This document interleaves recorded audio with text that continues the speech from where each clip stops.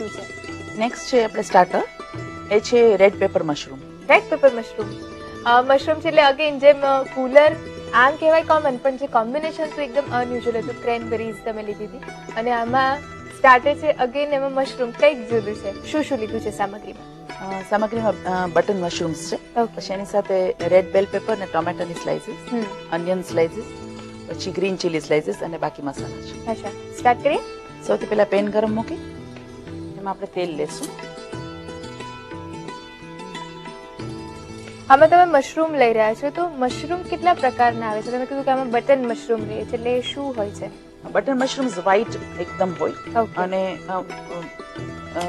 Fresh હોય એકદમ.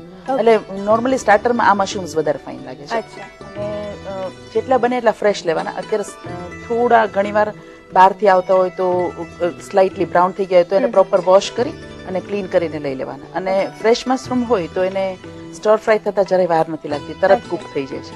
તેલ આવી જાય એટલે હિમાલી એની અંદર આપણે સૌથી પહેલા આ એક પેસ્ટ કરેલી છે, એમાં સૂકા લાલ મરચા, જીરું, આદુ અને લસણ એડ કરેલા છે. લગભગ 3 થી 4 સૂકા મરચા છે, હાફ ટીસ્પૂન જીરું, એક ઇંચ પીસ આદુનો અને લગભગ 8-10 કડી લસણ. અચ્છા, બધું ડ્રાય ક્રશ કરી લઈએ. ડ્રાય ક્રશ કરી લે છે. સૌથી પહેલા આપણે આ પેસ્ટ નાખશું અંદર.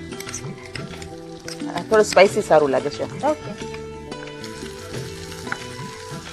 સાથે સાથે આપણે એમાં કસૂરી મેથી એડ કરશું, લગભગ હાફ ટીસ્પૂન.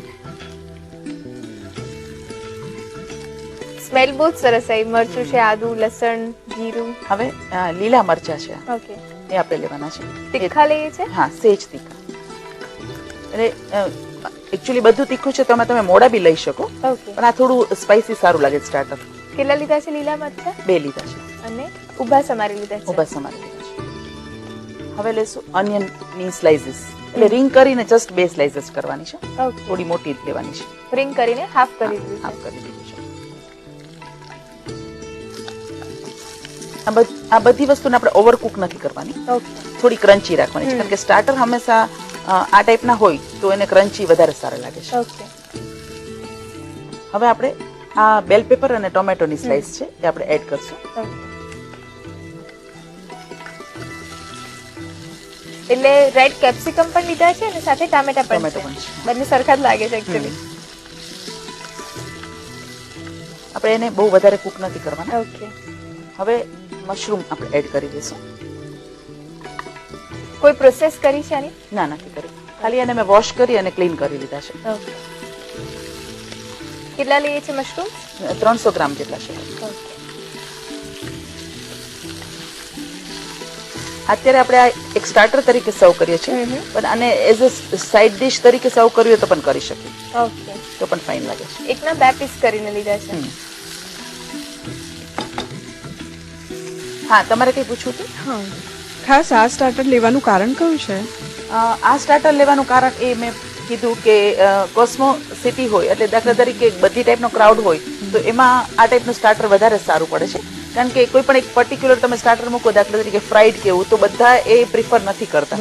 આ ટાઈપનું સ્ટાર્ટર હોય તો બધા ખાઈ શકે છે. તમે કઈ કહેતા? મશરૂમ સિવાય બીજા કયા વેજીટેબલ આમાં યુઝ કરી શકાય? આની અંદર 3 ટાઈપના બેલ પેપર્સ, જેમ કે ગ્રીન, રેડ, યલો, બધી ટાઈપના બેલ પેપર્સ છે. આમાં તમે ફ્લાવર બી એડ કરી શકો છો ભાવતો હોય તો. ખાસ કરીને ફ્લાવર ઠીક છે, કોમન છે, પણ બ્રોકોલી બહુ ફાઇન લાગે છે, એને બ્લાન્ચ કરીને લઈ શકાય, બીન્સને લઈ શકાય, પછી સ્પ્રિંગ અનિયન પણ લઈ શકાય, બેબીકોર્ન, ઘણી ટાઈપના વેજીટેબલ્સ લઈ શકીએ. આમાં હવે આપણે મીઠું એડ કરી દઈશું. આ સૂકા ધાણાનો પાવડર છે, એ લગભગ આપણે 1 ટેબલ સ્પૂન જેટલો લેશું. સૂકા ધાણાને શેક્યા છે ખરા કે એમ જ crush? શેકીને કરીએ છીએ. ઓકે. અને ચીલી ફ્લેક્સ અચ્છા. લગભગ હાફ ટીસ્પૂન છે. આ બધું પ્રોપર મિક્સ કરી લેશું. ઓકે.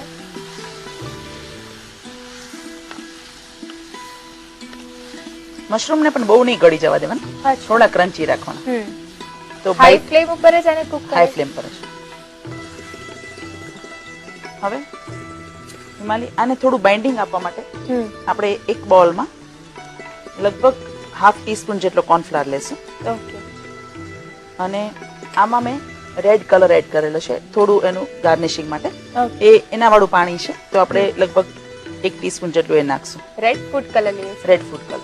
આ મશરૂમ થોડા નાના થઈ ગયા કેમ લાગે છે? હા, કારણ કે થોડા શ્રિંક થાય ને સોતે Okay. થાય એટલે. અચ્છા, કુક થાય એટલે થોડી સાઈઝ નાની થઈ જાય. હા, આ મિક્સ કરી કોર્નફ્લોર સાથે હમ. અને આની અંદર આપણે રેડી દઈશું.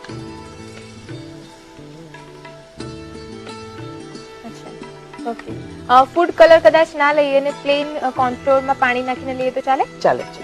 આપણે ઘરમાં રેગ્યુલર કરતા હોય તો ચાલે. આ થોડું આપણે મેનુ કોઈ આવ્યું હોય ટેસ્ટ તો થોડું એને Attractive લાગે હા, છે. થોડો દેખાવ બી જોવો જોઈએ. થોડું ફાસ્ટ કર.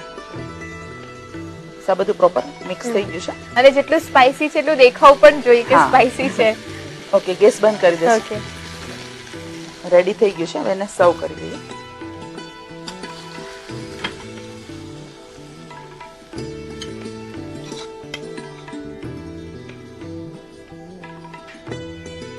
તો પાઠશાલાની દિલ્હી સ્ટાઇલ મેનુની second recipe red pepper mushroom ready છે. સ્પાઇસી, ટેસ્ટી અને ગરમ ગરમ